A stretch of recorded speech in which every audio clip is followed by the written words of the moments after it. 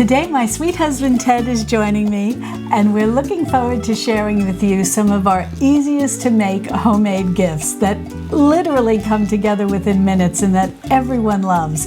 Plus, we also want to share with you some of our favorite board games that we really enjoy playing during the holidays and any time of year. Hi, sweet friends. I'm Mary from marysnest.com and author of the Modern Pioneer Cookbook.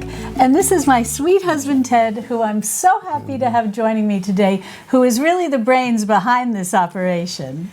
Well, I love making homemade gifts for Christmas, especially edible homemade gifts.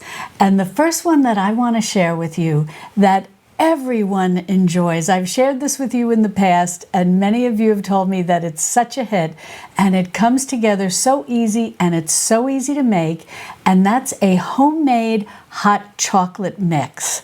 But it's not just any old homemade hot chocolate mix. It's a real traditional foods, healthy hot chocolate mix. Now, what I want to mention about that is that in the description below, I will have a playlist put together where all of the edible gifts that we're going to talk about today will be curated into one playlist for you to make it very easy.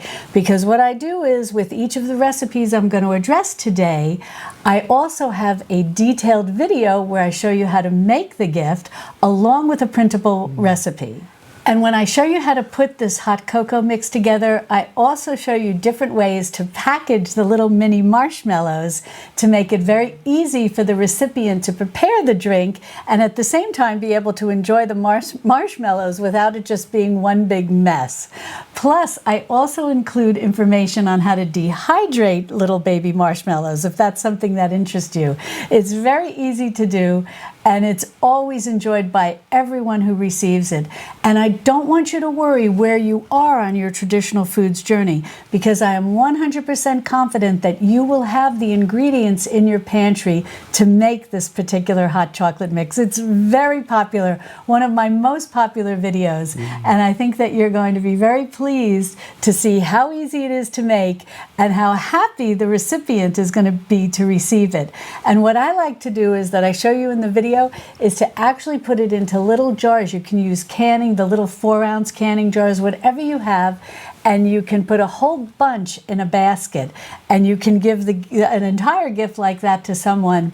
But if you're having a Christmas dinner party or Christmas Eve dinner party, you can put all the little jars in a big basket and send every guest home with one or two as a little party gift. Now, Ted and I are going to bounce around a little bit between me sharing with you some of the homemade food gifts as well as Ted sharing some of our favorite board game gifts.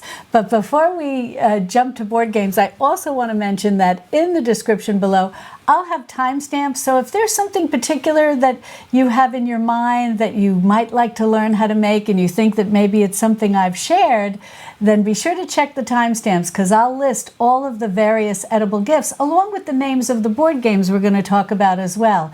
And I'll also have links in the description below that'll give you information on where you can find the board games that we like to play. Now, I have a whole bunch of edible gifts that I want to share with you today, and Ted and I will go back and forth a little between talking about edible gifts and also talking about games. And in a minute, he's going to share with you about a new game that we just purchased actually a few weeks ago, and it was a lot of fun to play. But before we talk about that, I do want to share another edible gift with you. And that is another one that, like the hot cocoa mix, is very, very popular. And this is something that anytime I have made this, anytime I have given this to anyone, everyone loves this. And I get so many comments too and emails about this. And this is how to make homemade flavored coffee creamers. Now, yes, I do show you how to make the plain one. And these are powdered coffee creamers, so you can take them with you on the go. And they are so popular. One is your regular type, and one is a keto-friendly type. And I have to say, with the whole keto movement, the keto coffee creamer is so popular. And this will come together. These are ingredients you can easily buy at your grocery store. Chances are you already have them in your pantry. And I show you how to make a whole host of different flavors, all the flavors that everybody loves. If you've seen them at the grocery store, and they can be kind of pricey, but when you make them homemade, they become very affordable, better for you, and I personally think that they have a lot better flavor. And so I will definitely, as I mentioned, everything will be in the playlist. Every single one has an accompanying video and a printable recipe, but I just wanted to address if you're like in a rush and you're watching this video and you want to make things too while you join us today, I wanted to mention those first three first: the hot cocoa, the traditional powdered coffee creamer with flavors, and the keto coffee creamer with flavors. So, and I have a feeling you've probably got the ingredients in your pantry. Alrighty, well, let's move on now, and I want to have my sweet husband Ted share his first favorite game, or a family favorite game, but he's really the chief gamer, you could say, in the family, who finds these wonderful games for us to play. And so he's going to share the first one with you now. Well, hello again, sweet friends. I feel quite honored. You said earlier that I'm the brains behind the operation. I must say, oh, you're so kind. I'm so happy to be behind the camera. I'm in front of the camera with my sweet lady right now, but I'm so happy to be behind the camera and helping you out with making all the videos, helping stitch those together. But thank you for having me join you and saying hi to your 1.1 million It's hard subscribers. to believe. It's hard to It's believe. incredible. Thank you. All the people who've got our book, The Modern Pioneer Cookbook, and subscribe to your newsletter so they can hear from you every week. And it's an honor to be here with you. So honored to help you every step of the way. Thank you, sweet lady. And I can attest, what's wonderful about being behind the camera is I get to enjoy everything that my sweetheart makes. And so I can attest to you that those mixes are fantastic, that you'll really enjoy the hot chocolate and the coffee. I'm more of you've probably seen in our videos, or in my sweetheart's videos, that there's two coffee makers, which is funny. Because I'm strictly a decaf person. I would say mostly. I used to be mostly a strictly decaf person, and my sweet wife loves hard, good caffeinated, like a French roast. Yeah, I love good French roast, caffeinated coffee. Where I like whatever's on sale decaf is perfect for me. But I've noticed that over the years it's grown and grown. I've been drinking a lot more. Like maybe a pot of coffee in the morning, because it's decaf, right? You can drink a lot. You don't feel all tense afterwards. But then I found I recently wanted to make it stronger. So instead of a couple cups of coffee, scoops of coffee. Now I said, add another one. It doesn't hurt. One more is okay to make it a little stronger on that. And I think I've had some caffeinated coffee sometimes during the day too. So shocking. We may go down to one pot one day. So. But I digress. Yeah. So the coffee creamers are excellent for that. So those are wonderful gifts that you thought of to put together. People love them. Yeah, it's nice.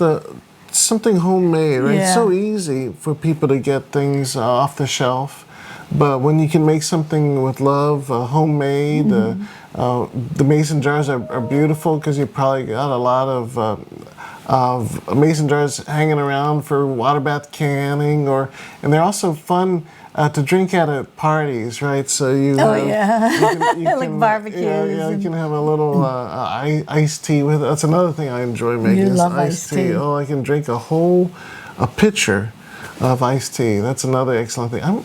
Would those coffee creamers work? No, I guess it would make it all cloudy. It might, yeah. But that's interesting. I've never tried. I usually take it unsweetened, but I guess what would it be a good sweetener for, a natural sweetener, if somebody wanted to have a nice, refreshing glass of iced tea? Well, you know what I really like to do? I use honey is great. if it's just cold, because I don't do too much heating of honey, because I use raw honey, and so I really like to preserve all the nutrients in raw honey. But honey can be great, and I think I have a video where I made a simple syrup, and instead of using sugar, I used honey. And basically all you're doing is taking a cup of honey and a cup of water and mixing it together and thinning it out so that it's easy to add to iced tea, so that you don't have that's why a lot of reasons why people will make a simple syrup. They don't want the white sugar pooling down in the bottom of their cold iced tea. And the same can happen with honey. It can seize up and pool down at the bottom of your glass. But if you mix half a cup or a cup of honey, a cup of water, and just make a simple syrup, that's a great way to sweeten iced tea. If you like maple syrup, you can do the same thing. Cup of maple syrup, a cup of water, and make a simple maple syrup. And if you like that flavor, that's fun with iced tea too. If you want to use one of your traditional dry sweeteners, like say maybe you use sucanat, as some people also know it as rapadura, it's just the dried sugar cane juice, date sugar, I know coconut sugar is really popular. I know some people, I guess there's mixed rules on this, but some people who do keto, they're using the coconut cream and the powdered coconut. A lot of those, what we talked about earlier, the creamers for the coffees, the hot coffees, a lot of those expensive ones at the grocery store are made with some derivative of coconut, or sometimes the dried MCT powder, which is an extract of the coconut, and so on and so forth. So I know there's some different rules on that regarding the keto diet, but and so some people will allow a little coconut sugar in their keto regime. Because I guess it's lower on the glycemic index. But what I would recommend, a couple of different things, if you decide you want to use a dried sweetener to sweeten a cold beverage like your iced tea, if you've got one of those little spice grinders, they work great. I mean, you can do this in a blender too, a regular blender or a high-speed blender. But if you've ever noticed, like sucanat, rapadura, coconut sugar, date sugar, they're very grainy compared to just table sugar. So what I like to do, maple sugar, they're all very grainy. I like to pulverize it first before I dissolve it in the water. And the reason is I find it just dissolves better if you're making a simple syrup, especially if you don't want to warm it.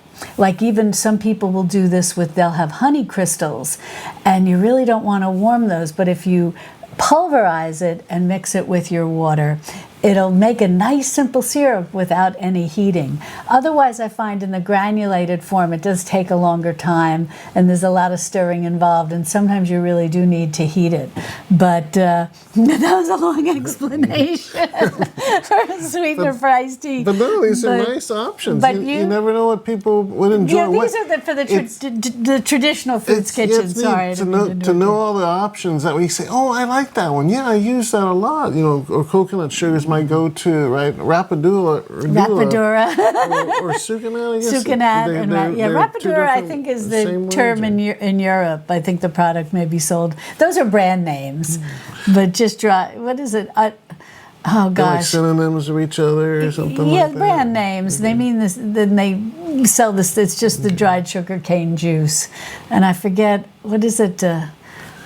Unrefined whole sugar cane. I think that's what it'll say on the package. Unrefined whole sugar cane. Sorry, that's our computer. Unrefined whole sugar cane. But usually you see the name sucanat or rapadura. Well, those are I probably even a big sack of rapadura. Would be a great Christmas gift too for somebody who's always been used to the white sugar from those little packages in the store. This is something new, something different for them to try out little by little, right? Because that's one thing you've taught me, or as I've tried different recipes along the way, is that once you start getting used to, I really like this, or I like this flavor, it grows on you, and then you build upon that. I think that's very So true. those are two wonderful gifts. So my sweetheart's kind of to bring me on to share some of the other things that we enjoy and we'd recommend as gifts for your families, which is in the board game area. And that's one thing that I love playing. I love playing board games. I grew up playing board games in El Paso with my dad. We would used to, I always remember him taking me to a place called, I don't know if it's still around or it's around with maybe different, because back then there was a place called Hal's Hobby Shop that was on Sunrise Center in Northeast El Paso, and he would take me there on the weekends, and he would be rummaging through maybe different models, military models that he'd be working on or interested in, or strategy games. That's where I got my love of strategy games from going with him and being in the hobby shop.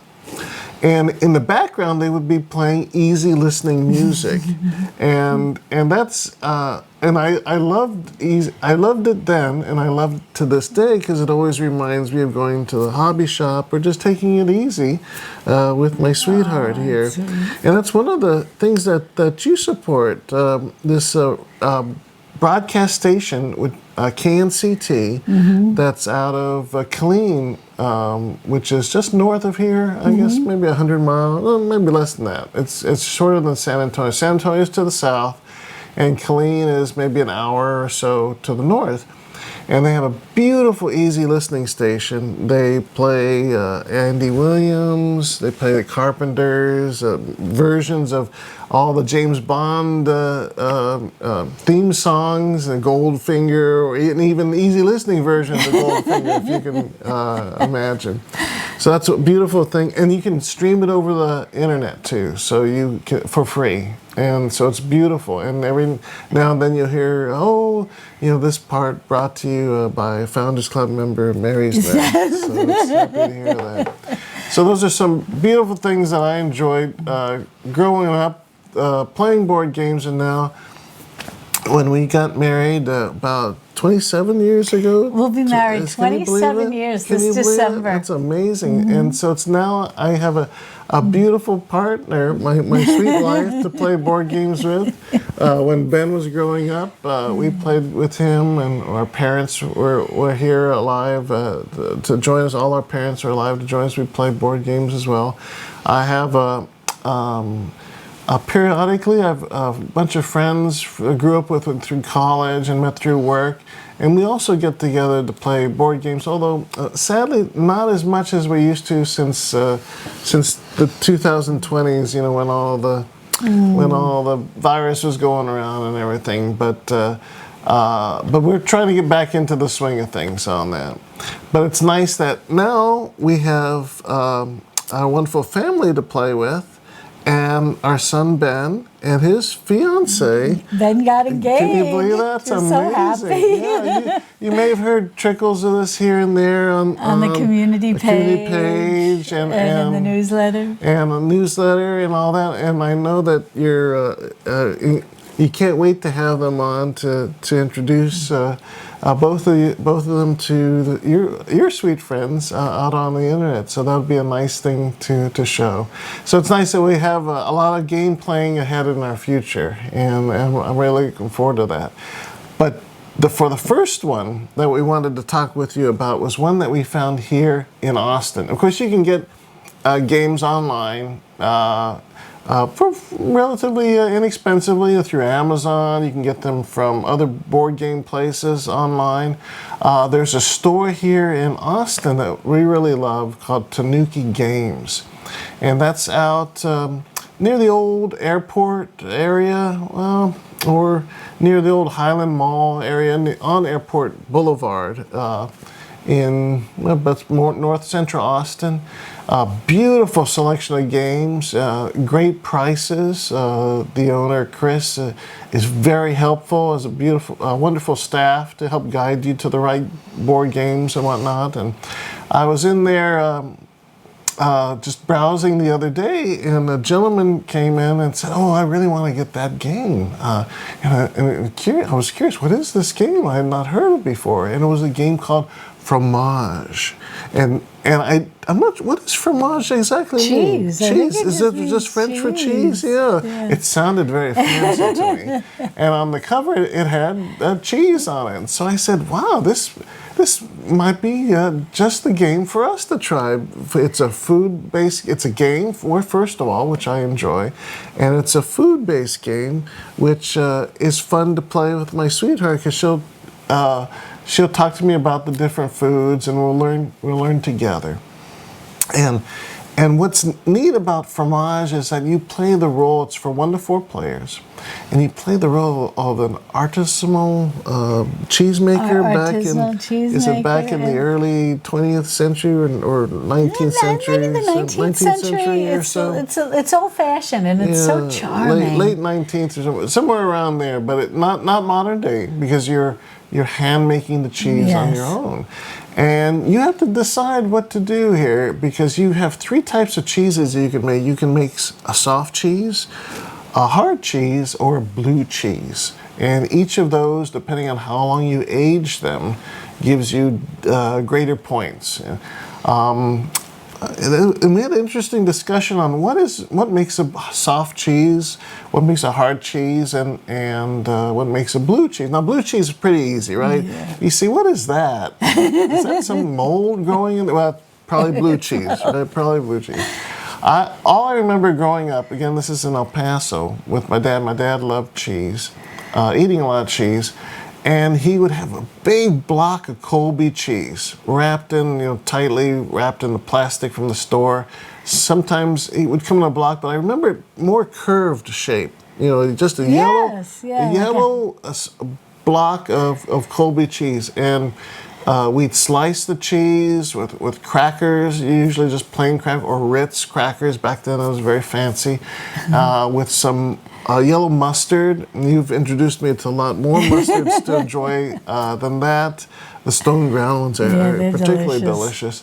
But it was nice, and I think we ate, my dad and I, a whole block of cheese in one night. And I don't know how that happened and how I survived, but somehow, I love of eating cheese, but mostly on the Colby I knew. Sometimes we'd venture to Monterey Jack, and sometimes it would be a blend of the two. I don't know if you remember the stores, you'd have a yellow and white. And then now I think my tastes have grown to Monterey Jack, which have a little jalapenos, which some of the spice, again, that I remember growing up in El Paso there. But what would you say your favorite cheese is? Oh, I think it's like I was telling Ted this morning, the stinkier the better. I just love those really, like the blue cheeses, like Roquefort and Gorgonzola, the different types of blues. And actually, there is a blue cheese that I love that I found, and I think initially I found it in, maybe like a little more like a Whole Foods or like more of a or Trader Joe's. I can't remember, like more of a little specialty grocery store, but now I see it everywhere. And that is Maytag Blue. And what's interesting about this is, and I think you know this because I've shared this with you, the name Maytag may sound familiar to you. And you may be thinking, washing machines, dishwashers, refrigerators, appliances. And as a matter of fact, the people who make Maytag Blue are in the Maytag family. But they didn't want to go into the appliance business. They were very intrigued with becoming artisanal cheesemakers. And they made blue cheese. And the Maytag Blue wins prizes and wins them internationally, which really just was like shocking, I think, to people because they generally don't think of Americans as making these like delicious artisanal cheeses. I think a lot of people think we just have those cheese slices. They're not even cheese. The process, something processed. They're in plastic and you unwrap it. And people will use it to make a grilled cheese sandwich or something like that. And American cheese. American, I guess, or cheese product. I was reading recently they can't even call it cheese because it's not actually cheese. But in any event, this blue cheese, this Maytag Blue, like has won prizes internationally and whatnot, and it is such a good blue cheese.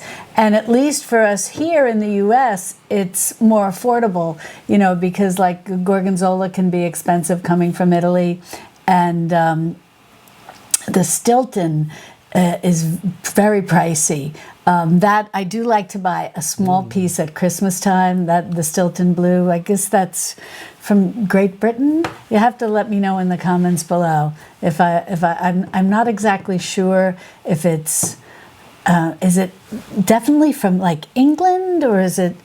I know Great Britain. You've got Scotland, England, Wales. I'm not exactly sure exactly where Stilton is made, but I've always thought of it as coming from the Great Britain region, but that's very expensive here. But to get a nice little small piece at Christmas time is a treat. So I do enjoy that. And of course, I love the very hard Italian cheeses, the Parmigiano Reggiano, but my favorite is Pecorino Romano. That's because that was my mom's favorite. That's a sheep milk cheese, similar to Parmigiano Reggiano in terms of texture. It's a very hard cheese that you grate, but a different flavor. You like the Parmigiano Reggiano, Is that right? but yeah, I don't remember which one you. but when I've given you some of the Pecorino Romano, you go, it's kind of strong.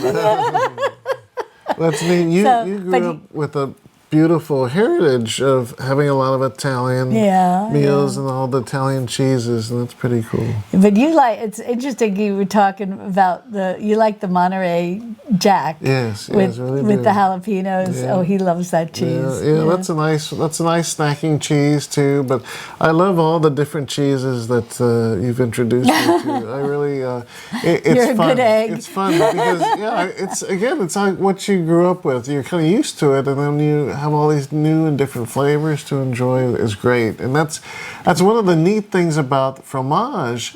Is it brings you into the setting of being a cheesemaker, because you've got to make these beautiful soft or hard or blue cheeses, and then you've got to bring them to market. You've got to say, well, I'm going to compete in different regions of France to say that, oh, they'll say my cheese is the best as you're playing against your other players. Or you bring one to the cafe, and then people are sitting in the cafe and you want to kind of pair them up. So you got cheeses that both people are sitting on the table will enjoy, that come from your own cheese making factory. And then another place you've got to bring them to is the shelves of this, what would you call, like a store? It's a storefront. I think they say fromagerie. Is that what they said on the board? That's pretty cool. And it's you've got different layers where you're displaying the cheese, so that way, as French pastor goers are walking by and they see, wow, that cheese looks really neat. And so the more prominent positions that you can get on those shelves, the better for you. So there's a fourth one as well, right? So we visited the different regions. We visited the tables, and then we also visited we have them on the different shelves, and then there's a fourth place that we can put our cheeses as well. Well, before I mention that, there's another board that you can build, that's to your side, and you can build buildings that give you different abilities, like maybe to get more fruits. You can also go in and milk your cows. There's different animals too, not just cows. There's sheep and goats. Yes. As well that you can. Oh, the pieces are so cute. There's a little for the farm buildings. There's like a little farmhouse, a little barn, a little silo, and then you have the sheep, the goat, and the dairy cow, and then you pick who you want to play, like what you want your little figure to look like. And I was a milkmaid, you were a dairy farmer, and you're all making cheese, regardless of what character you pick, but it's just cute. That is neat. There are two different versions. I'll show you some pictures of it, overlay our video, but there are two different versions of the game. There's a regular version of the game that you can probably find anywhere. And that contains, the cheese slices, but it contains tokens or so, and not necessarily the little 3D wooden shapes of the buildings or the goats or things of that nature. Then there's this limited edition that has, or enhanced edition, again, we'll put that in the comments there, that have all these little different extra bits. And the gameplay is the same between the two, no matter where you get it. But if you enjoy having all the little bits and pieces, which I always enjoy having those extra, that always makes it a little extra special, then you want to go for that other enhanced edition. Now, we got ours at Tanuki Games, and they do have a website. I think they are sold out of it, but there is something where you can contact Chris, the owner, or send him a message there saying you'll notify me when it's back in stock. There's other places you can get them on the web. Noble Knight Games is another nice place that I go to every now and then if I'm looking for some typically out of print games, because they have a lot of out of print stuff, things I would remember going to playing with my dad or going to the hobby shops and browsing through back then saying, oh boy, I wish I could get that game. Well, now we can typically find those games there. So that's another nice place. And they also have painted miniatures there. I got some World War II ships for this Victory at Sea games that were already, somebody had pre-painted and then sold to them. And so those are pretty, they have a lot of nice little eclectic stuff there. So I'd encourage you to find that at your local hobby shop, wherever you're at. Support your local business. If you can get them online. Again, you can get the standard edition of Fromage on places like Amazon, other hobby shops, special hobby shops online, or might also have this limited edition that has some additional pieces with it. Again, the gameplay is the same on it. I'd say this is I really love this game because this really brought you back into that period of time when before all the factories were just churning out vats of cheese. You're this artisanal cheese maker, and it's nice. The gameplay's fun. It's fast because you can play simultaneously. And then once everybody's done with that one turn, the board rotates. That's another thing. The board rotates, so you may be making cheeses for the regions, and then it rotates, and the next you'll be making it for all the tables, or so on and so forth. And the player opposite of you will also have that rotation. It was a Lazy Susan, right? It moves like it's very clever. And it's very easy to do because it all fits into a little box game, But it had kind of like a rubber mat, and then you put the board pieces on top, and it spins so easily. Yeah, that's another. That's part of that limited edition or the enhanced edition of the game, having that little mat that it can spin on. But again, if you don't have it, that's fine. You just turn it on as well. What did you think of the game? Oh, I loved it. I thought it was a lot of fun. And I'm trying to remember that, like you said, there were the shops and the restaurant and the villages. This is gonna make us crazy. We're gonna stop this. We're gonna pull it. I can't believe this. It's funny. My mind is clawing at the memory, but all I can think of is Monterey Jack. So hang on just a second. We're gonna find this out, and we won't leave you hanging. Alrighty, we're back again, and this is the game. Fromage again. It looks very beautiful, and you might say, "Well, wait a minute, there's plastic on it? So did you play this game?" Well, we did indeed. I cut around it, and to take off the box top. And then some people have mentioned to me in my life that is very odd. Why don't you just take the plastic wrap off? And that seems like a good idea, but it goes against my very nature because.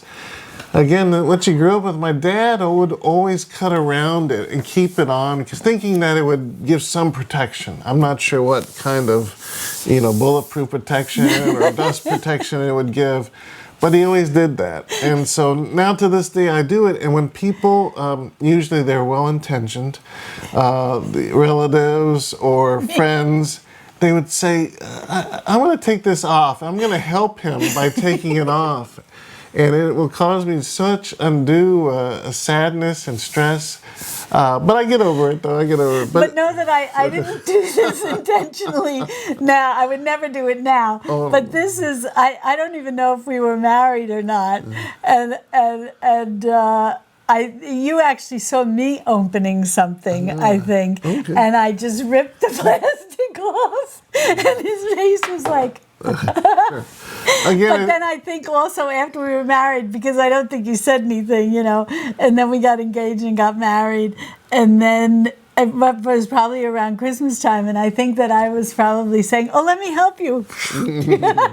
well, it's no matter. It's easy enough to take off. But then he said, "Oh, well, I know actually, you know how it came to be. We went." We got married in early December. We had Christmas here, and then we flew to Nevada, where my mother-in-law and father-in-law lived at the time. They eventually moved to Texas, but at the time they were still in Nevada. And we did like a little belated Christmas with them. And my father-in-law, I think you had got, either you or your mom had got, he liked the jelly beans, all those different... Jelly Belly. Jelly Belly, they're all different flavors. Yeah. And they come, saran, whatever this plastic wrap is, in a nice box. It was about this big. And he took out his pocket knife and he cut around like that and left the plastic on top. And I said, "Oh my goodness, this is like some kind of family thing, tradition, And so after that, I never cut the plastic again. And you know what's funny? I think that our poor son, he said he was opening something the other day, and I think he wound up cutting around the edges too. And he said, "Oh no, I'm becoming like my dad." So God bless. So if you're one of the few people who have this illness, let me know, let my sweet wife know, so I'm not alone. So this is the beautiful game. I'm not sure if you can see all this here, and I'll just show you. There's that mat that Mary was talking about that unfurls, and then you put the board on it, and it would turn the Lazy Susan around. I got a few of the pieces. Here's some of the pieces that little cows, and these are berries. The berries. You did well, because my sweetheart says, "Oh, this is a new game. You have to teach me." And then at the end of the game, she said, "Wow, I won." Wow, how did that happen again? He helps me a lot. No, she did great on it, and she did well because you can make cheeses with jam or with fruit.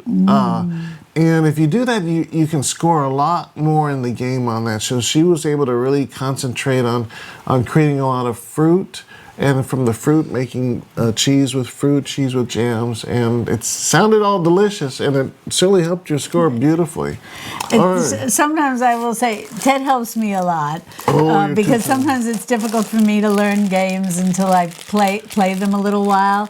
But sometimes my strategy that I know when I play with you and with our son Ben, when we would play games, and I would have like what they perceived as kind of like an odd strategy. I'd be like, "Oh, this is cute or pretty or whatever," and then I would wind up winning. It was just by chance because it wasn't an organized strategy.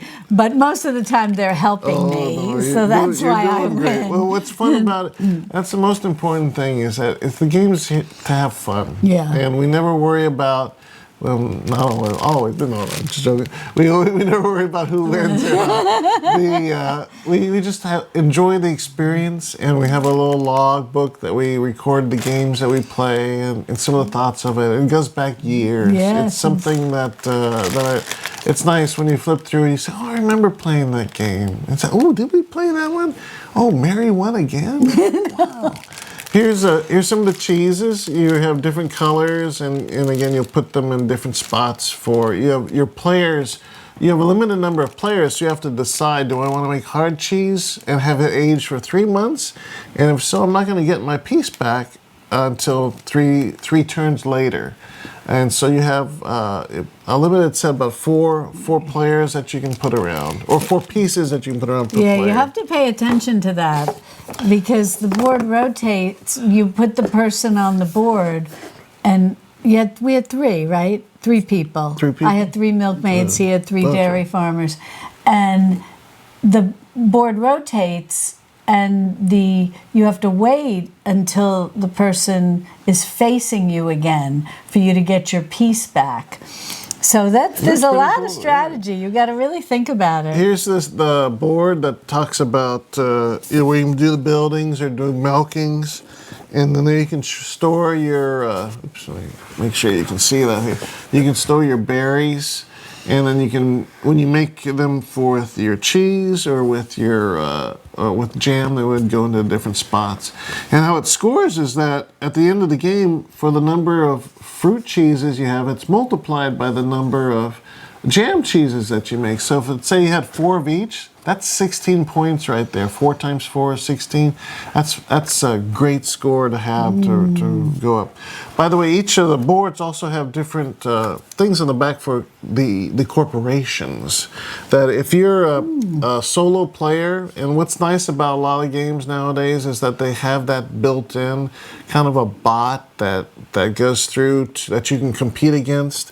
Because I was never a big puzzle player, right? Some people like to make puzzles or put puzzles together as a hobby to pass the time. Were you big into puzzles? Are you a big puzzle player? I don't recall us ever really playing. I think we caught maybe 1 or 2 puzzles in our life with Ben. One was, I think, a Pokemon puzzle we did, and another was maybe a Marvel puzzle. And I don't recall any other puzzles ever working. Maybe some block shapes early on when he was a little guy. But yeah, we're never into that.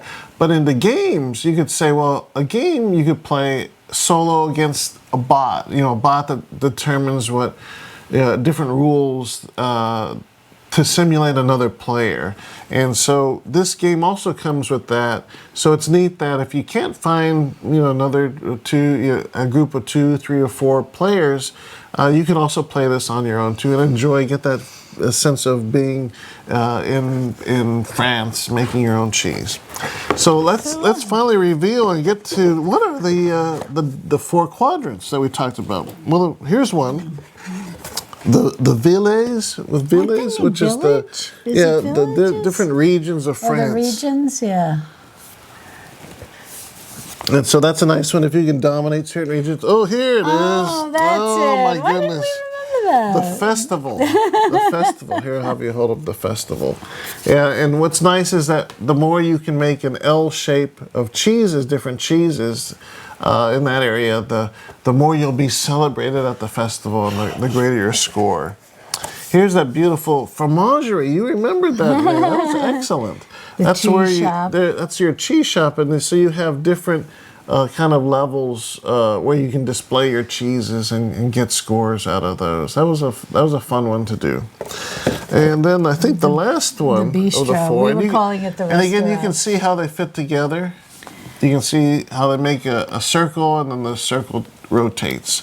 And then this is, the restaurant, and the more pairings that you can have in them, the easier or the better your score will be at that point. So, boy, this is an amazing game that we really got a lot out of. Had a lot of what I fun. like about it, it's a fast game. It has a lot of pieces. I love that. It's a relatively fast game to go through, and especially if you're playing simultaneously. That you're not waiting. Oh, when is that other person gonna go? Or they're still looking at the piece. Well, you're both kind of playing at the same time, which is nice. Or all players are playing at the same time, and then you get that flavor of France. You get the flavor, and you're in that love, especially if you love cheese. This is the game through.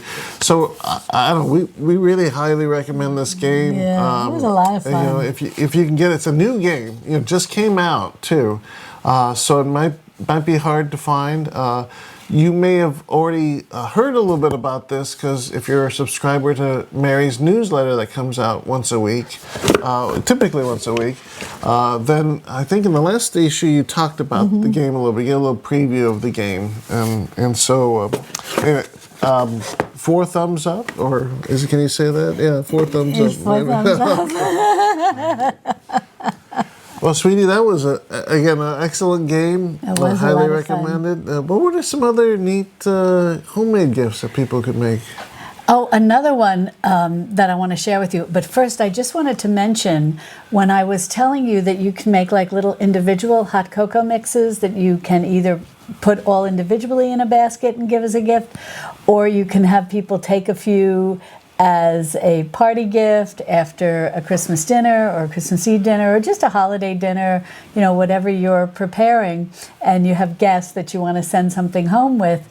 You can also do that with the coffee creamers. You can put them in little individual containers or small packages, however you want to package them up, and also share those with people. People really appreciate any of those, because in case you have people who don't enjoy hot chocolate or don't want to today there's so many different dietary requirements that different people have. So there may be people who don't want, even if it's a very wholesome sweetener, they don't want to take the hot chocolate. But if you have a coffee creamer and a plain one, or a keto coffee creamer, or multiple flavors, that you have a lot of options. And so those just make great party gifts or dinner gifts, or even if you're going to a dinner and you want to bring someone a little basket, just a hostess gift, and you can put a few of those in, and you can use any type of little jar you have, canning jar. You can tie them with a ribbon. That you can make it look very pretty and festive. But so I just wanted to mention that you can do it with the coffee creamers also.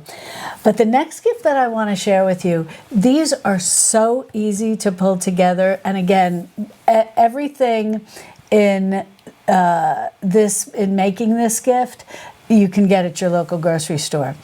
And these are these pre-made bag meals. And what you can do to make it look very festive is just get some like cellophane. You see these, at stores like Michael's and Hobby Lobby, just little cellophane bag, and put all the ingredients in there to make a meal, one bag meal. And what you're going to put in this bag, and again, I have multiple meals I show you how to do this with. Again, that'll be in the playlist in the link below. And yes, there'll be printable instructions for how to do all of this. But everything you're going to put in that bag, and then you can tie that with a ribbon, and you can put a bunch of them into a basket, or you can just give one individually, whatever way you want to present this. And these are really nice for busy parents with young kids, or maybe you have a single mom in your family or in your social circle, and being able to just pull that bag and make a meal with that, adding nothing else other than maybe water. But everything is self-contained in that bag. And busy parents who are both working outside the home or even inside the home, I've done both, and you can just be tired and you want to be able to grab something off your pantry shelf and make dinner, feed everybody. And the ingredients that I share with you on how to put together these meals in a bag, one bag meals in a bag, people call them different things, are wholesome, real ingredients. And they can be easily found at your local grocery store. And people so appreciate this. And you can put 5 together and put them in a nice big basket if you want to give a really, big, generous gift. Or you can take one meal in a bag but wrap it nice in the cellophane, tie it with a ribbon, and then put that into a gift bag or into a little basket. Whatever way you want to present these, they're going to be so appreciated, especially I have found, this my personal experience, is that busy parents or single parents, these type of gifts are so appreciated.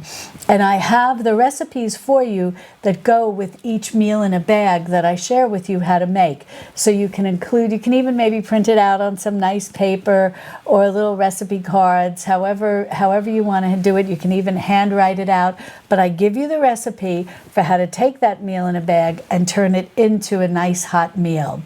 And they're easy, they're delicious, and the meals in bags that I share with you they're unique. They're not the typical run-of-the-mill type meals. They're really nice meals. And so in the bag, you can even use a little hole punch if you want to tie the recipe for how to pull these things together to heat them up and make a meal. And you can use like those cute little scissors to make a scalloped edge of your recipe card, hand write it out, do the hole punch, tie that with the ribbon on the cellophane bag. It just looks so cute, and these are so appreciated because these are very tasty meals in bags, and they're unique meals in bags.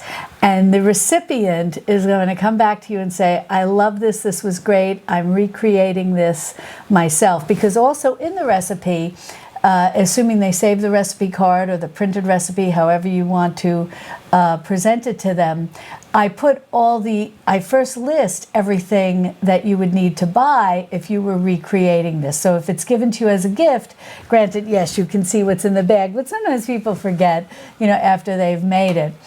I list everything and the proper package size and all of that, and then I give the recipe for how to prepare the meal. So I think that this is going to be such a popular gift. Young moms and dads, as I said, single parents, you cannot go wrong. A gift like that is going to be so much more appreciated than many other things that will be quickly forgotten. That's going to be something that they're going to make, they're going to love, their families are going to love it, and then they'll be able to recreate those meals in bags in the future for themselves to stock their pantry. Now, these other edible gifts kind of go hand in hand with meals in bags, and one is a cream of soup mix, but this is a healthy cream of soup mix. And everything I'm sharing with you today is non-perishable. These are powdered mixes, but if you have a friend or a family member who's kind of starting out on their traditional foods journey and really wants to get away from using different cream soups in the can, which have a lot of chemicals and are often really high in salt and so on and so forth. And they really but they like to make casseroles or just to enjoy a cream of soup, to enjoy with some homemade crackers or a sandwich or something like that.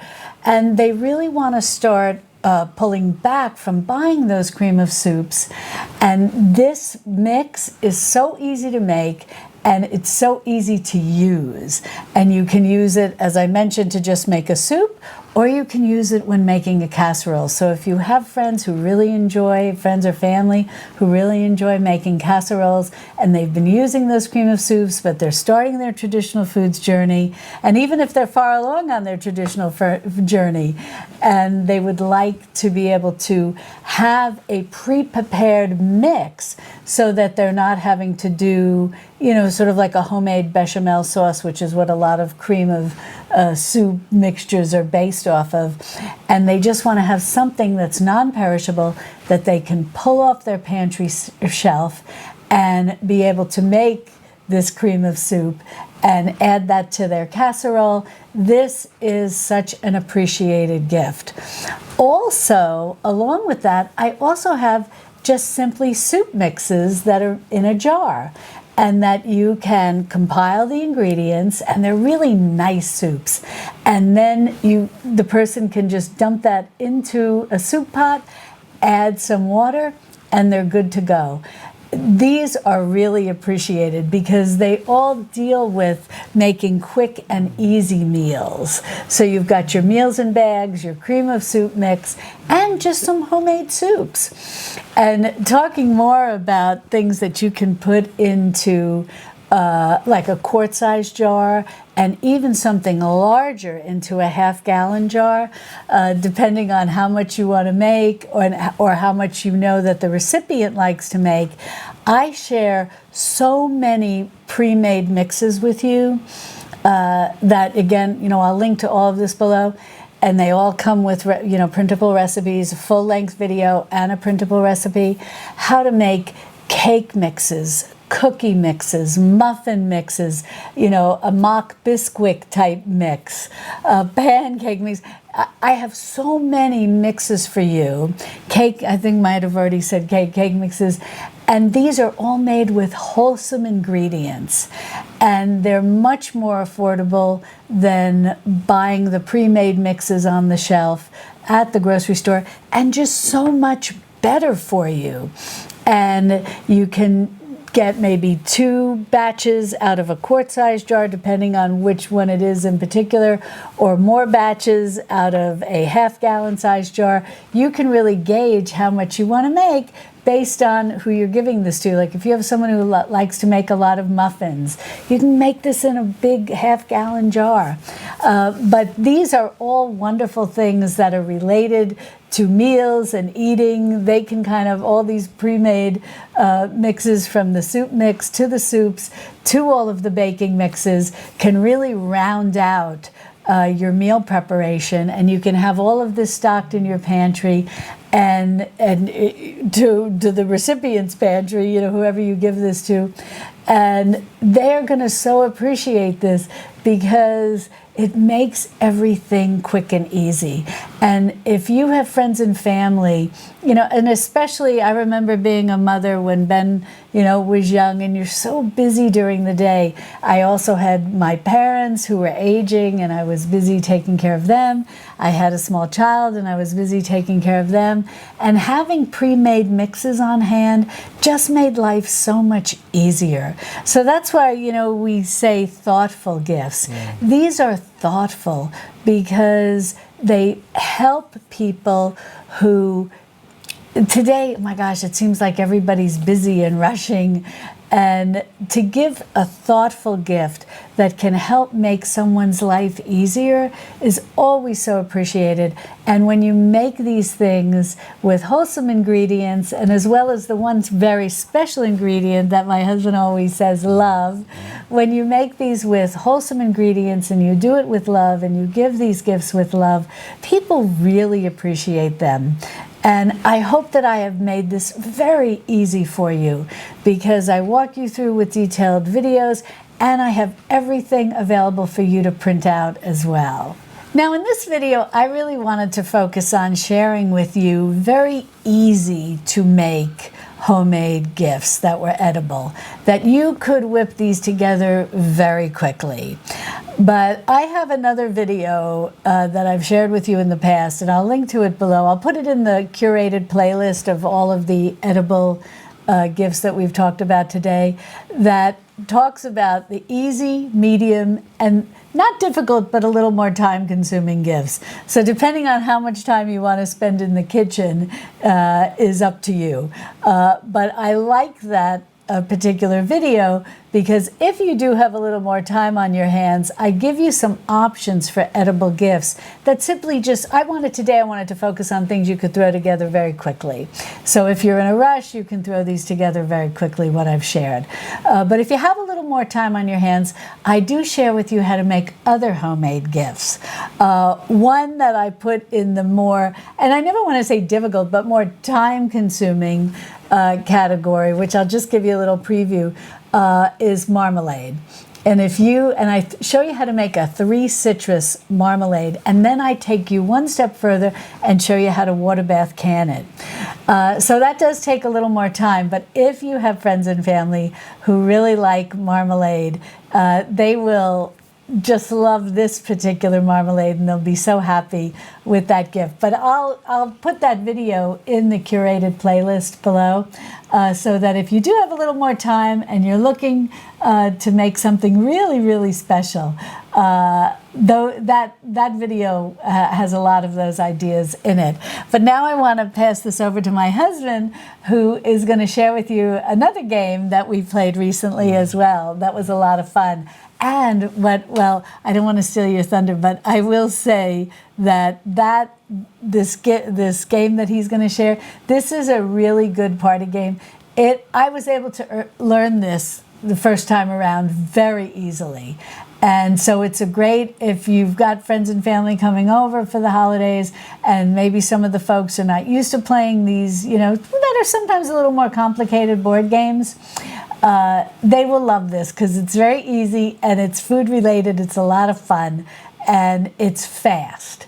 So, and nobody's going to get bored. Nobody's going to find it challenging or overwhelming. It's easy and fun. And so now I'm going to hand it over to my sweet husband and he'll share with you what this game is all about. Yeah, that's the main thing we want to get out of the games, is to have a good time and have a fun time. I remember also when we had all our moms and dads with us, we would play these games called like Scattergories and things like that. That was so much fun. Those are different family type games. Oh, Pictionary too, right? Pictionary, that was a lot of fun as well.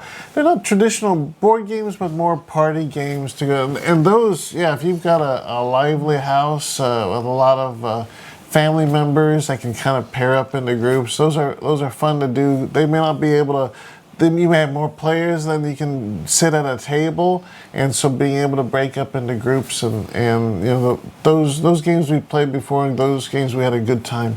But I remember your mom was the master at one game in particular, and that was.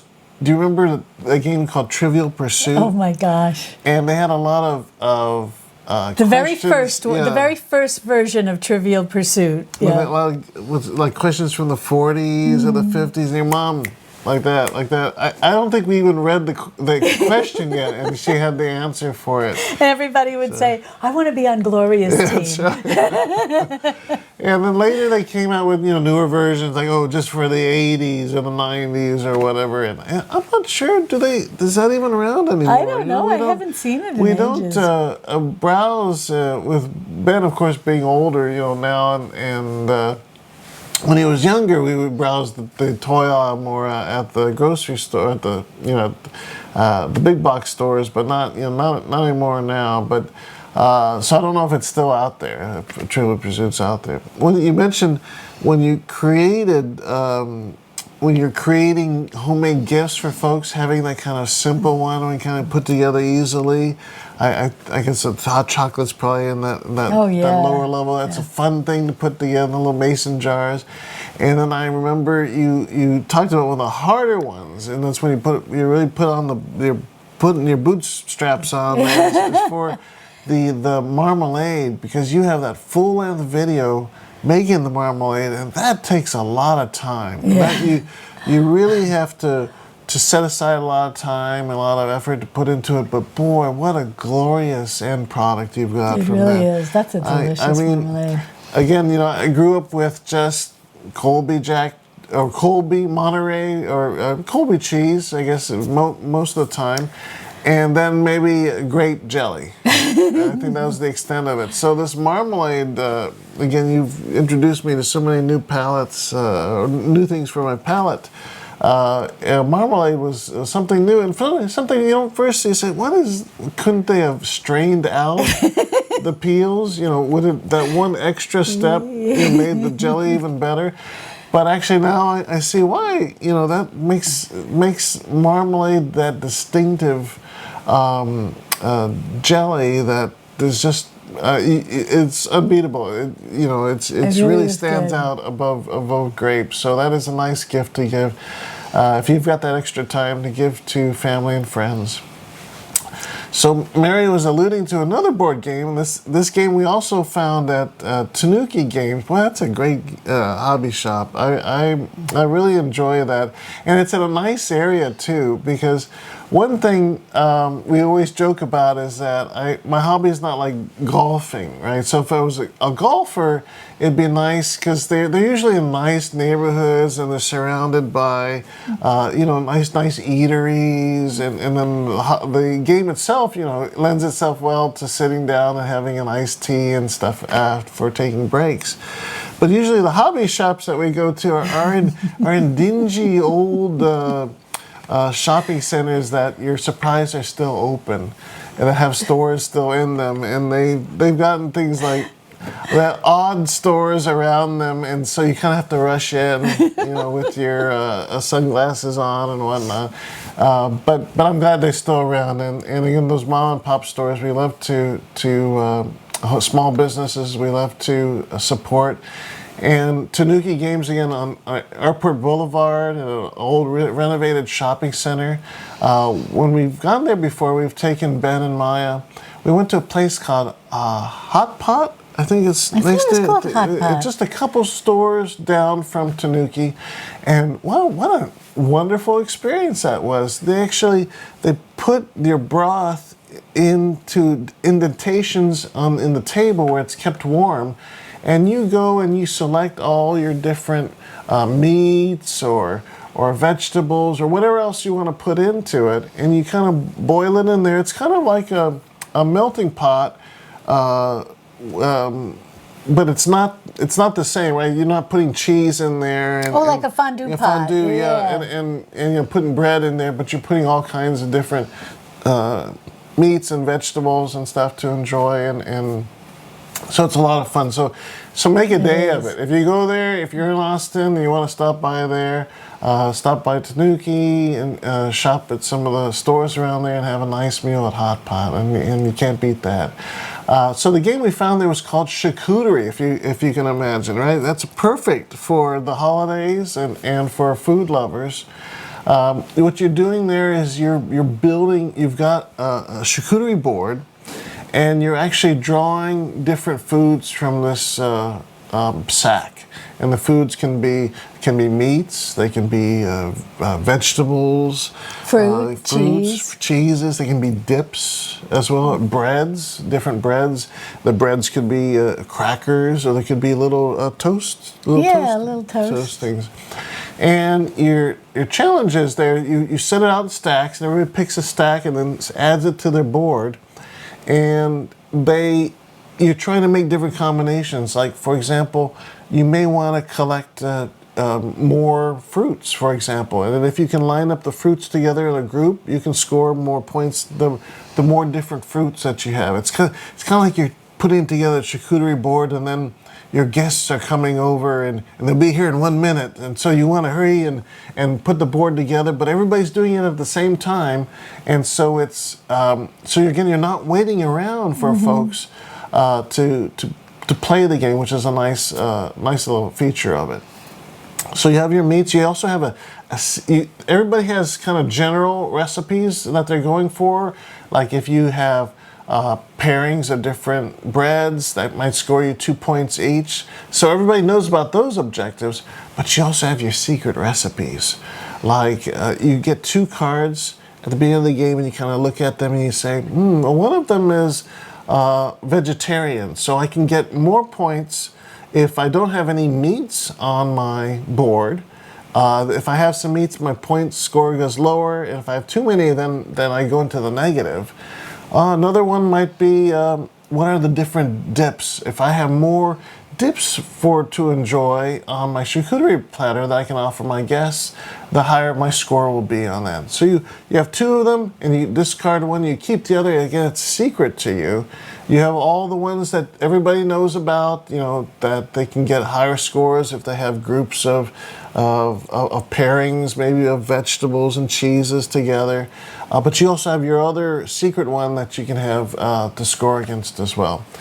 Very fast playing game. I think it's from 2 to 6 players. This one does not have a solo mode in it, but it can scale to larger groups. So as Fromage is 4 players, Charcuterie goes up to 6. And again, I'm surprised how much fun that game was. I wasn't sure about going into it because, again, I like a little more strategy, a lot of pieces. This does have a lot of pieces, but a lot of, pieces representing it, and we'll overlay some pictures of it representing the different foods on the board. But I found it to be a kind of a nice, fast-paced game. Maybe not one that you'd play the entire evening, but one to get everybody kind of into the mood of playing games, right? That they can all play, and it's very accessible no matter your age. So if you have younger people playing and older folks playing, it's accessible. Both people can pick up quickly on the game and enjoy it and show others, hey, I got a beautiful charcuterie. What did you think of the game? Oh yeah, well, I really enjoyed it. It's a lot of fun, and I like the pieces very much. They're larger than in the Fromage game because they're kind of thick, hefty cardboard. It's a very well made game, and you have the little charcuterie board, and then plastic. Notice the plastic is on this. Very very important. Very important. And you get all these little different foods, what Ted was talking about, the fruit, the veggies, the cheese, and so on and so forth. And what's fun about it, this is like your charcuterie board, and then there's the little bag that you pull the pieces out of, and each person takes a turn, and you have to pull out 12. And then not on your board, but you set them up on another board in stacks of 3, and you just kind of do it arbitrarily. And that 12, by the way, is because we were playing with 2 players. Yeah, we were just playing with 2. When you have more players, there are different rules on the stacks that you put together. And so here's like meat, and this is a cracker, so that's in the bread category. These are dates, that's in the fruit category.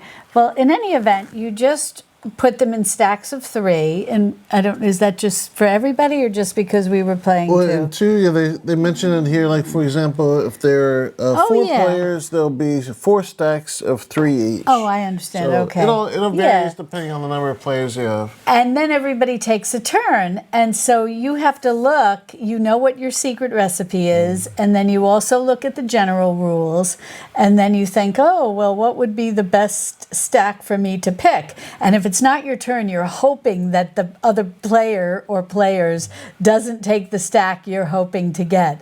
And so you take a stack, and then you don't need to keep it together. You can have them separate like this, and then based on your secret recipe, maybe later add something if you have something that's going to give you extra points, if you have a cheese next to a fruit or a cracker next to a vegetable, and then you get a cracker on another turn, And what's nice, what I really liked, none of it's set in stone until the end. So as you're playing and you know your secret recipe, and then you get the cheese, say for example, and a cheese should be with a cracker, you can move it around. And that's what I really liked, because I could keep looking at my things and say, oh, what do I have? What are the general rules? What is my secret rule? And so I was able to make nice combinations. Ted won this one. Boy, that was, he was a better strategist than me. My sweet wife would say, a television first. No, no, I think we were just learning the game. Yeah. So. And but what I liked is it's so easy to learn. This is the perfect game, like Ted was saying, to play with young and old, people who don't particularly know a lot about playing games. I think that this is a very good, and it goes fast.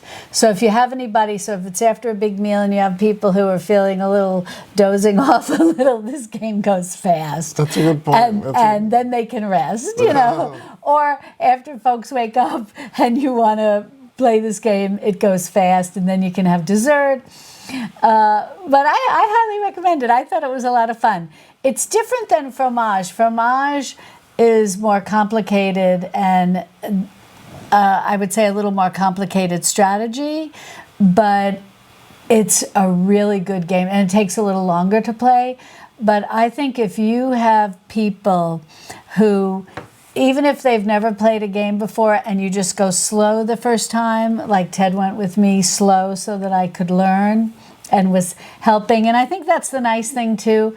I will say, as someone who, I grew up, with Monopoly and Clue, very mainstream games like that. And when I met Ted and he had these games I had never heard of, and we would start playing games together, I would always say, oh, can we just kind of play an open hand and just kind of help me? Because it's hard for me when someone's just reading rules. Ted's very good at it. He can read the rule book and understand how to play it. But it's very hard for me when someone is just explaining. I don't know if you're like this too, just explaining the game without actually playing it. And so what Ted is really good at, we played Fromage, just kind of an open hand, so to speak, that if there was something I had and I was like, can I show you this card? Can you explain to me what I should do and all? And I think it's a lot of fun to play with family and friends like that the first time, especially if you have people who are not as sophisticated with gaming as Ted is.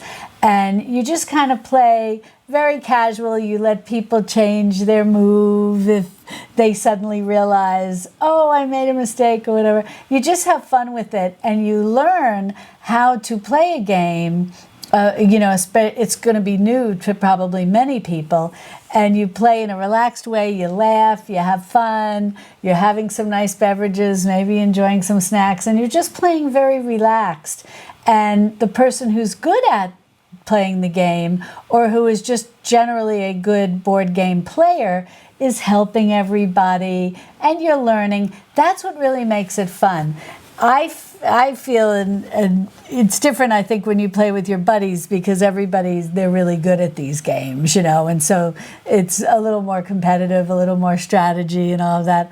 But what I really love about playing games with Ted is he's a great teacher, and he's just very relaxed about it. And he's like, oh, don't worry, you can just show me the cards and I'll help. And Ben, our son Ben, he's very good at playing games now.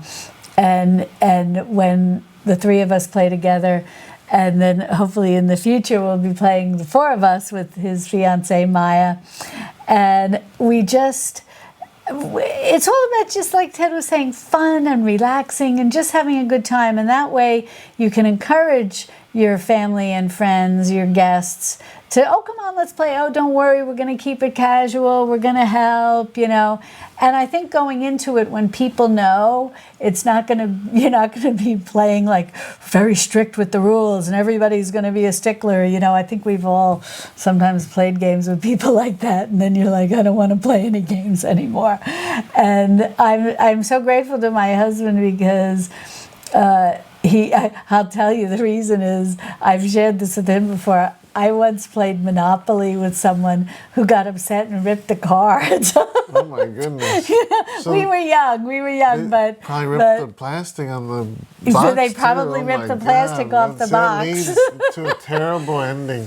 But but it's so nice, that, and I think that's a really good way to encourage people. Also too, it gets people, especially if you have shy people. I used to often, when I was a single girl, I worked in a bank, or for a bank, and I had to, depending on when the holiday fell, I had to go to work the next day. And so I wasn't always able to go home and visit my parents, but my parents would often come and visit me, and then I would extend a general invitation. I highly recommend this if you're in this situation. I would have an open invitation to anyone who, at our work, who was not able to go home because they had to work the next day. And this is mostly single people. And you, I would say, but you want to have a nice meal, come to my house. And it was basically just an open house. Sometimes I would have like 50 people, but I would just do a spread on my dining room table, turkey and a ham. People would bring sides, people would bring dessert. It was so nice. But sometimes you have a lot of single people, and as a single girl, and I was lucky to find and marry this fellow when I was 39, like just a few months shy of my 40th birthday. So I was very happy to get a husband, but you would know that there was somebody in your group. Pretty much everybody was single, and my mother was a great matchmaker and very subtle about it, but she was good at it. And my girlfriends would say, wow, can your mom stay for a week? She'll get me a husband. But if you have board games and you start playing games, even just party games, like I didn't know the level of games that Ted had when I married him, but even like the Pictionary or Trivial Pursuit, whatever the popular party games are now, they are a great way if you have single men and women at a party and you know that some of the people are shy and may be less likely to strike up a conversation with someone, but you feel that maybe people are compatible and you'd like to introduce them and get them talking. You can start with games. I think that's one of the best way people to get people talking and laughing and relaxed, and it really helps bring in shy people. Like my mother, for example, was very much an introvert. And she would love when we would play, like Trivial Pursuit. It would really bring her out of her shell, Now, granted, she had my husband. She wasn't looking for a date. But I remember something was funny. She was a master at the original Trivial Pursuit, but the Pictionary, she didn't so much want to draw a picture. She's quite up in years at this point, and she was very funny, because everybody would be sitting around and drawing a picture, and she would look at everybody's picture and she would tell her partner what he's drawing, what she's drawing. It always gave everybody a good laugh, But that, I think, is one of the things when you find an easy game like charcuterie.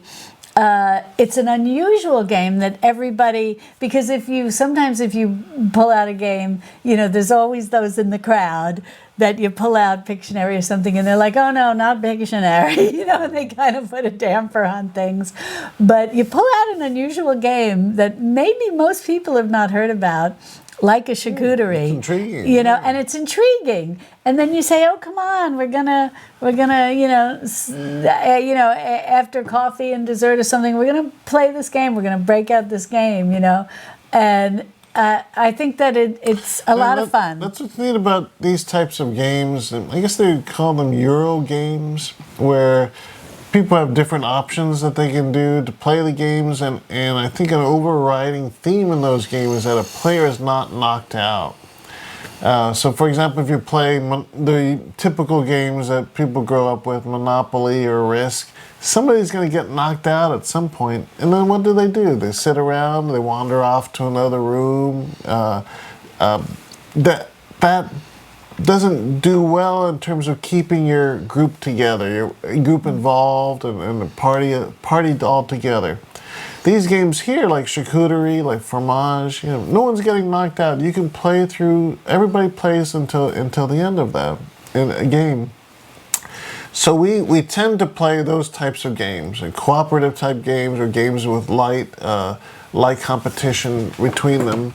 Now, as Mary mentioned, my gaming group is not necessarily as genteel as family players are. One of the games that we play, and I highly recommend, for multiple players, this is from 3 through 8, is kind of hidden identity game called Bang.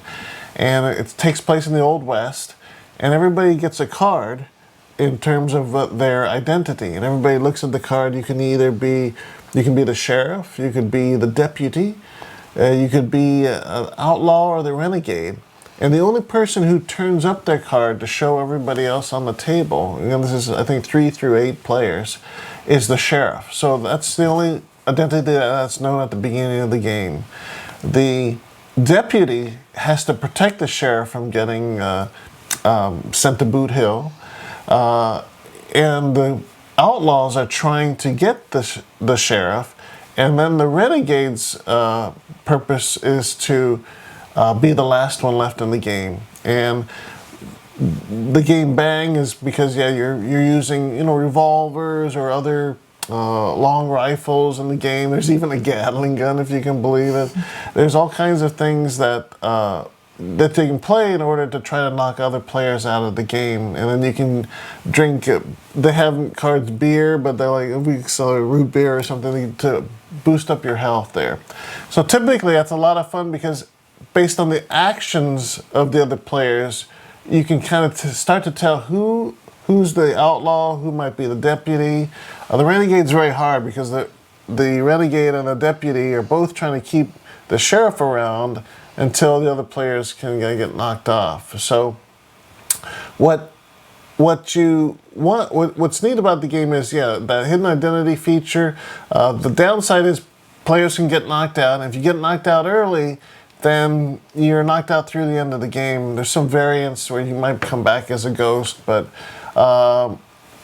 sometimes at the end of the game there's only 2 players. There's the sheriff and the renegade, and then they can go back and forth, getting health, getting knocked out, getting health. And so that could take a long time. So Based on that, though, I still recommend it's a nice hidden identity game if you like playing. But going with a larger group that you don't mind getting knocked out. But for family games, you know, we'd recommend these types of Euro games for it, especially charcuterie. Charcuterie, I'm not aware of it having a limited edition. I know that there's an expansion, a honey expansion that we've heard about. I haven't seen that yet. I haven't seen it, but might we be heard about might be a nice addition to it. Charcuterie is available again at your local game store or online, Amazon, other places as well.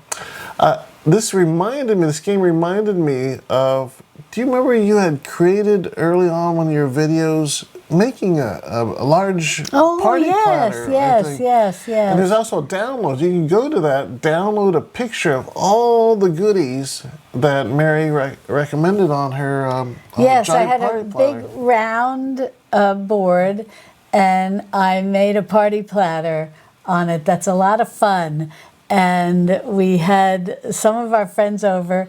And you can just serve that. I mean, now it's a very popular thing to do, but this was back before it was when I created that one. It was back before, you know, and I think now people call them boards. And but to me, it was the charcuterie platter. And I would make something like that, and then people could just nibble off of it all night long, and we could play games and so on and so forth, and not be, and it could be very relaxed. And it's nice too if you live in a warm climate like we do, and you don't really want to turn on the stove or the oven or whatever. You create one of these charcuterie platters, and you just invite friends over, have some nice beverages, and it can make a very relaxing kind of dinner party. And then also, you know, play some board games. But that's so easy to do, and it's easy to throw together.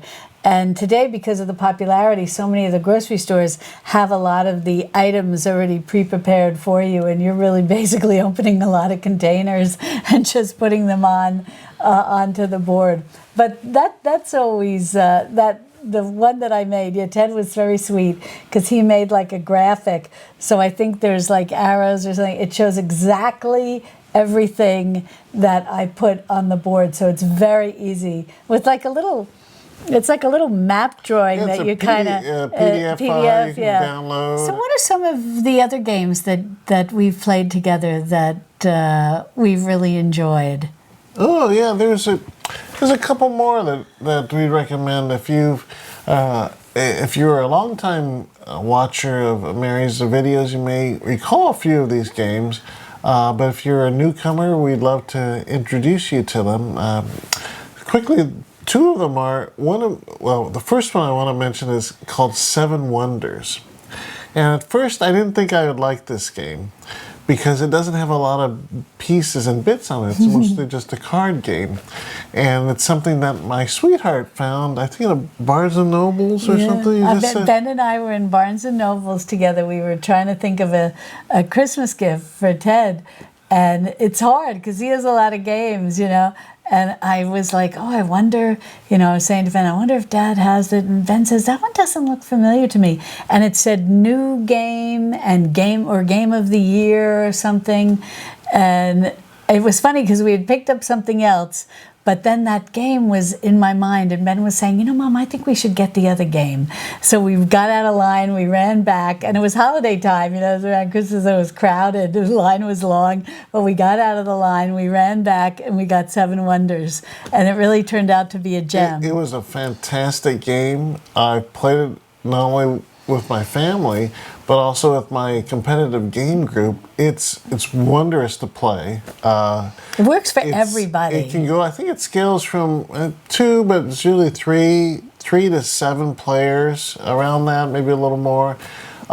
What's nice about it is you sit around the table and you pick up you start with a civilization, and you have certain goals in the game that you want to make, but you can concentrate on different things. You can try and concentrate on trying to get scientific knowledge. Other times you might get goods, goods and services and gold, or you might concentrate on a military victory. And what you're doing is you're really playing against the two people next to you, to your left and to your right. So you're not necessarily having to concentrate on everybody's piece that is around the board, their little civilization piece. But you can just concentrate on your own, building your own, and then looking to your left and to your right. Who has resources I might need? Who has a larger military I might want to be worried about? You know, who are people that I could trade with in order to build up my own civilization and build. What the end game is that your civilization is building a wonder.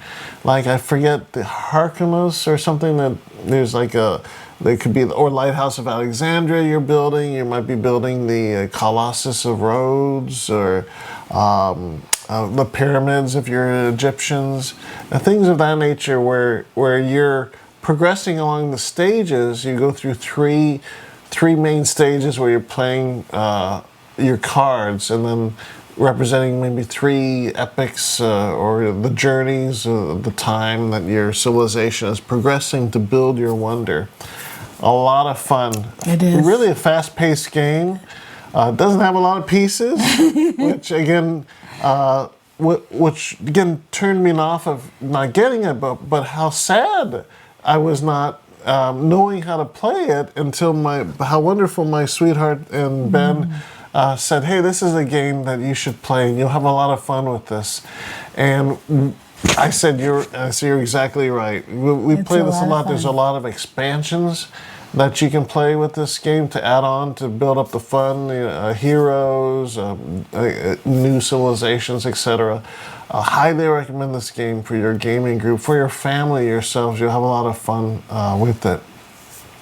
The other game that we've played before that we've enjoyed is called Everdell. Oh, I love Everdell. Is fun if you like anthropomorphic animals, which my wife loves a lot. Oh, the picture. I'm sorry, I didn't mean to interrupt you. The what jumps out at you? I love, there are two bunnies. Now, this game has had different, what's the word, like subversions, they make changes, but we have the original Everdell.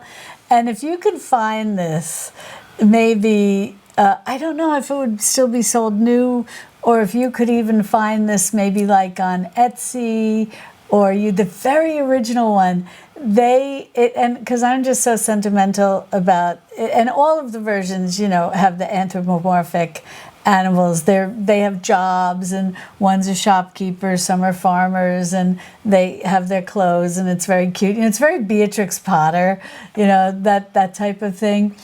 And the one that I loved the first time we played it was they're bunnies, I think, right? I think they're bunnies, and they're husband and wife. And it's very cute because they're working the farm together, and I think the husband has the wheelbarrow, and the wife is like a little basket, but they're bunnies, and they're in cute clothes, and very old-fashioned type clothes. Like I said, it's very Beatrix Potter, but I'm sorry, I didn't mean to interrupt. I love the husband because I'm just very sentimental, and I don't know,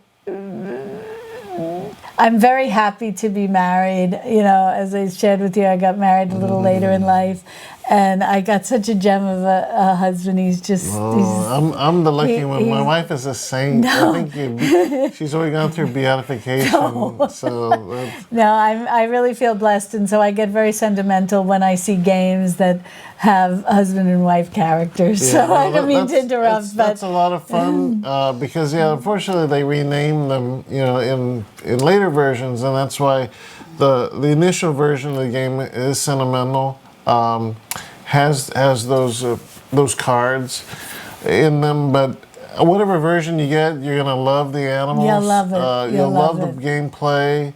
It has different modules, add-on modules to it too. And explain too how. Oh yeah, there's a tree as part of. There's other ones in later versions, but there's a tree where you again playing resources. You're gathering resources and that you build together. Yeah,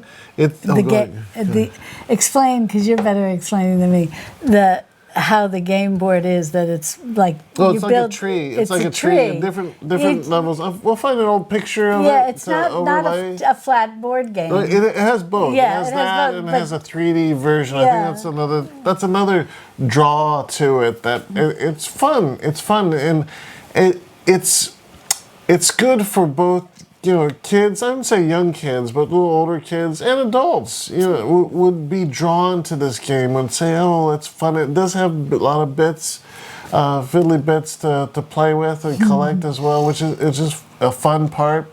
I do want to mention, just as Fromage had kind of different levels for a limited edition and a more a regular edition of it. I think that there's also the same case with Everdale. There is you can get a kind of a collector's edition or a standard edition of it. Again, it's all depending if you want those additional 3D bits along with it. There is, for Seven Wonders, I'm not aware of any special edition of it. There are 2 editions of the game where they changed the artwork in the second edition, and they did some changes to make the balancing out between the civilizations a little bit more, because they found some civilizations had a little more head start than others, and so they did a little balance in the gameplay, and I think that's good there. I don't remember all the other changes other than to artwork, etc. So any version that you can get of Seven Wonders is great. Again, you probably find that at your local bookstore because it's so popular. It's a second edition, or you could get it at your local game store online.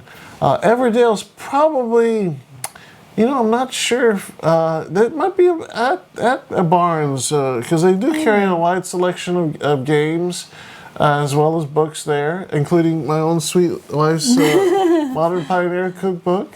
If you're in Texas, around up and down the I-35 corridor, you might find a nice signed edition available. Yeah, I've signed most of them at the Barnes & Nobles between Dallas, Fort Worth, Austin, San Antonio, Houston. Wonderful. Yeah, I must say they were so kind. They're so inviting kind. To invite Mary to sign the books. So she had a book signing here in Austin for her initial book. And I'm confident you'll have a number of them for your second book that'll be coming out. Yeah, I have a second book coming out next year. You'll be the first to know when I can share with my publisher. It's also by Penguin Random House for their DK imprint. And once that I get the go-ahead to share more details about it, you'll be the first to know. So those are, so again, these are different versions of the game that you can get, but highly recommend, not one of those is a stinker. You'll really enjoy, if you want to be immersed into cheese making in France, you'll love Fromage, a nice party game to break the ice, charcuterie. If you have a little more competitive streak, then I would recommend Bang. A nice thing about Seven Wonders, it scales up to a large group. But again, you don't have to worry about the civilizations to the left or the right of you, and you don't get knocked out. Everybody plays to the end of the game. That's the same through with Everdale as well, which is a very fun game, beautiful characters, a beautiful board.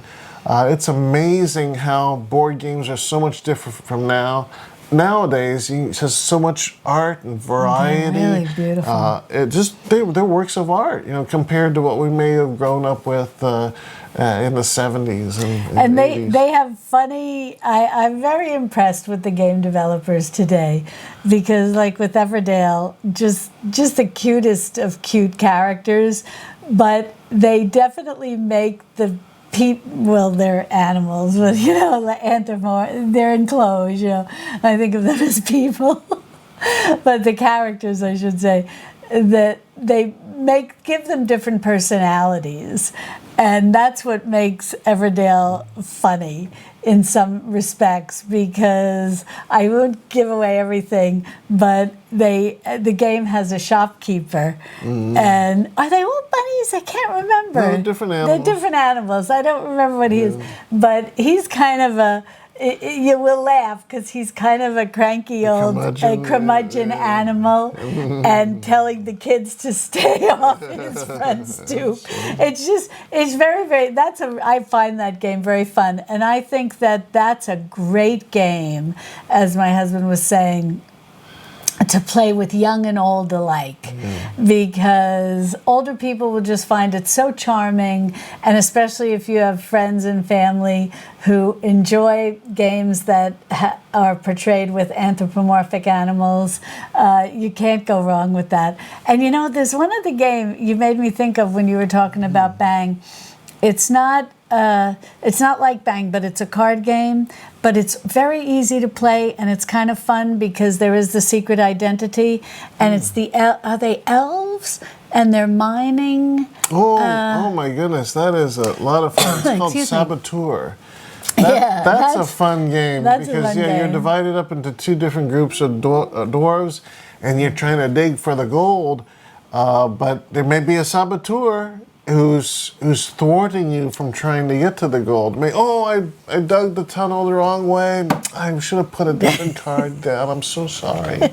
So then you can finally figure, I think it might be the saboteur. So that's another fun hidden identity game. And you know what's so fun about that? If you play that and you have clever people in your party that you're playing this with, like I would trick Ted the very first time we played it. It's so easy to learn. You can just learn. It's so easy to play and so easy to learn.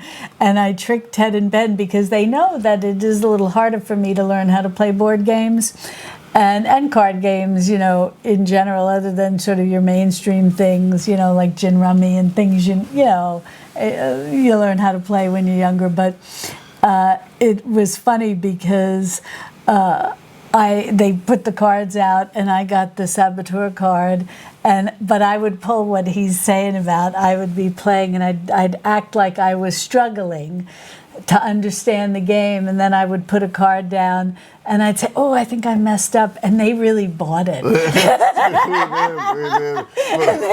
I was the saboteur, and they were like, "Oh my gosh, we should have guessed that you were faking," you know. But they're so used to me struggling, you know, the first time around. You know. So we had a laugh about that because I was just like, "Oh, I messed up." No, that was a fun game.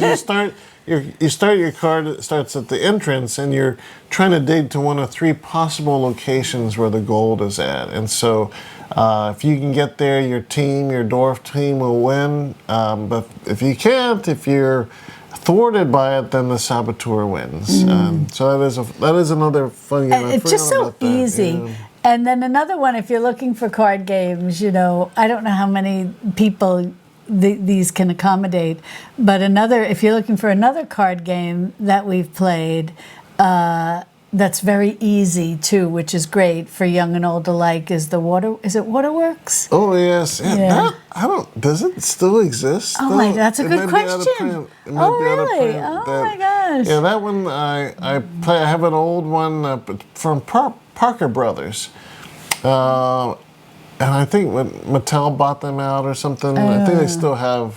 You know, I don't think they're an independent board game anymore. But that's something. But they it was made in the shape of a bathtub, and you're making a pipe to try to turn for your faucet to have water come out of the other end without a leak happening, because other people can play leaks on it. But if you got a copper pipe, you can prevent a leak from happening. And I don't know if that game is still there, but if you recall it, or if you have a game that you enjoy playing, please add it to the comments below. We would love to know about those, what you guys enjoy playing, as well as that would let other folks know that other games that are great party games or family games, or even more competitive games that other groups might enjoy too. Yeah. So between all the wonderful board games that you can get and all the homemade gifts that you can put together that are filled with that extra special ingredient that I love, which is love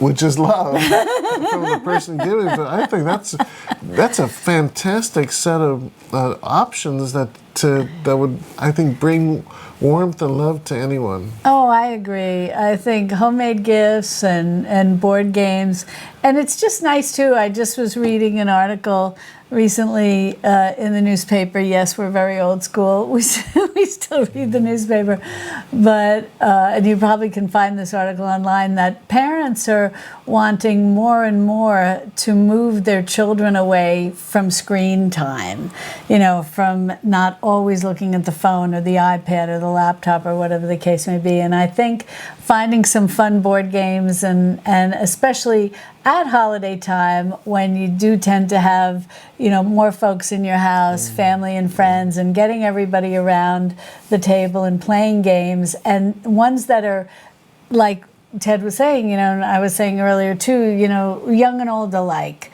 that then maybe the kids with their friends will play the games. Because Benjamin, when he went to college, he had games, I think Bang, right? Yeah. And he would take different games with him, and he would get all his buddies playing games. And so it's nice, that to develop that habit and get away from screen time. But we hope that these were thoughtful gifts, that both homemade and board games as well. And during this Advent season, as we approach Christmas, we want to wish you an early Merry Christmas, and also that you may have a happy, healthy, and blessed New Year.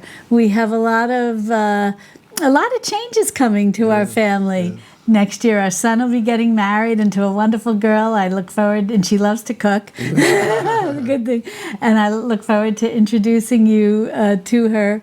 And my second cookbook will be coming out, and we have a lot of exciting things planned for the YouTube channel. A lot of good videos, as well as some. We got a few little secrets under our belt. We have some surprises for you coming next year, and so I think 2025 is going to be real fun and real exciting here. And we're just so happy to have you here and to be on this traditional foods journey with us, and board game journey, because we are a big board game family. And a part of, I focus a lot talking to you about traditional foods, but at this time of year, I feel very happy when my husband can join me and talk about the board games that we enjoy too. Especially the food-related ones. Yeah. What a nice combination. That's the perfect combination. Well, as I mentioned, I'll have the curated playlist in the description below, and also information about the board games. And I'm not sure when we're together here, I'm not sure. I normally am printing, not printing, but pointing somewhere to tell you that be sure to look at this video, because I've got a curated playlist about all of we talked about and more. And we look forward to seeing you all next time right here in our Texas Hill Country Kitchen. Love and God bless.